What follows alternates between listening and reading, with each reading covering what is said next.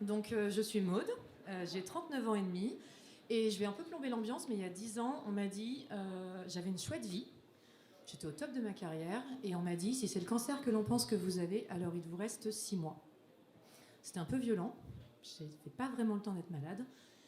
Je reprends mon souffle, parce que j'ai traversé la foule, et maintenant que j'ai plombé l'ambiance, c'était il y a plus de 6 mois, je suis en pleine forme, tout va bien, et après cette expérience, je suis partie faire le tour du monde, parce que je voulais comprendre comment fonctionnait la santé en dehors de nos frontières. Et je suis rentrée, c'était ma meilleure vie. Je suis rentrée et j'ai monté MyClinica. MyClinica qui est une plateforme de location immobilière dédiée à la santé et au bien-être. Donc, comme vous pouvez vous en douter, MyClinica est très inspirée de mon parcours perso. Alors que j'ai passé ces 3 ans un peu compliqués, où finalement ce n'était pas un cancer, je précise quand même. C'est quand même important de le dire. Mais ça a quand même été 3 ans très compliqués. Et pendant ces 3 ans, j'ai découvert que la meilleure façon de lutter contre la maladie, c'était de la prévenir. Alors ça fait un peu enfoncer une porte ouverte de dire qu'il faut prendre soin de soi. Prendre soin de soi, vous avez bien entendu. Mais c'est vrai, sauf que pour prendre soin de soi, il faut avoir accès aux soins partout. Et quand on est comme moi, issu d'un village d'irréductibles gaulois où il y a plus de vaches que d'habitants, on a beaucoup moins de chances de prendre soin de soi que quand on habite à Bordeaux, très jolie ville par ailleurs. Et le problème vient de la répartition de l'offre de soins, qui est très inégale partout dans les territoires. Et d'ailleurs, scoop, ça ne concerne pas que les médecins généralistes. Et voilà. Donc quand je suis rentrée en France, j'avais une super bonne idée. Je me suis dit, je vais monter un espace de coworking thérapeutique. Donc, comme tous les entrepreneurs, j'étais persuadée que mon idée, elle était géniale.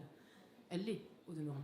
Sauf que j'ai découvert, en étudiant au marché, j'ai passé des centaines d'entretiens avec des détenteurs de cabinets, avec des professionnels de santé, avec des professionnels du bien-être, avec quelques perchés aussi. Et j'ai découvert que les cabinets existants étaient utilisés 3 à 4 jours par semaine. Ce qui veut dire que 40% du temps, ils étaient vides. 40%. Donc je me suis dit que mon idée, aussi géniale soit-elle, j'allais avoir sur mon espace de coworking thérapeutique un taux d'occupation de 60%. Bon, c'était pas révolutionnaire.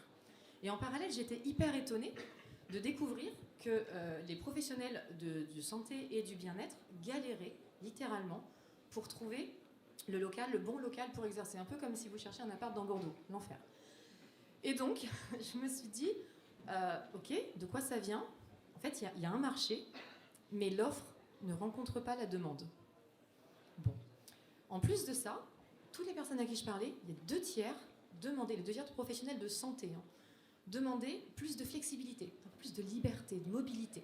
C'est-à-dire qu'il y a des gens, des professionnels qui veulent aller exercer dans les territoires ruraux, mais ils ne veulent pas s'y installer. Ils ne veulent pas y vivre 7 jours sur 7. Plus personne ne veut bosser 80 heures par semaine comme le bon vieux docteur que vous aviez peut-être quand vous étiez jeune ou tout petit. Et donc le monde de la santé est en pleine mutation. Et cette mutation, il n'y a aucun outil qui peut l'accompagner.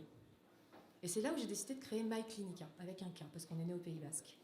Donc MyClinica, qui est la première plateforme de partage et de location dédiée, de location immobilière, dédiée à la santé et au bien-être. Donc grosso modo, on centralise l'intégralité des offres sur une seule et même plateforme et on permet aux professionnels de santé et du bien-être de trouver facilement le bon espace pour exercer. On leur permet de ne plus exercer seuls, parce que ça, ils en ont marre. On leur permet de payer facilement leurs charges, puisqu'ils vont pouvoir rentabiliser les mètres carrés qui sont disponibles chez eux.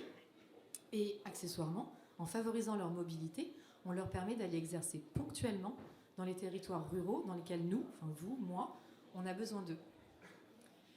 Donc aujourd'hui, on a, je crois que 1489 annonces quand je suis partie du bureau tout à l'heure. Donc 1489 annonces. On a des partenariats aujourd'hui avec des syndicats professionnels, avec des collectivités également, parce que c'est une vraie préoccupation. On est en train de construire un chouette partenariat avec un groupe de cliniques privées, un grand groupe de cliniques privées.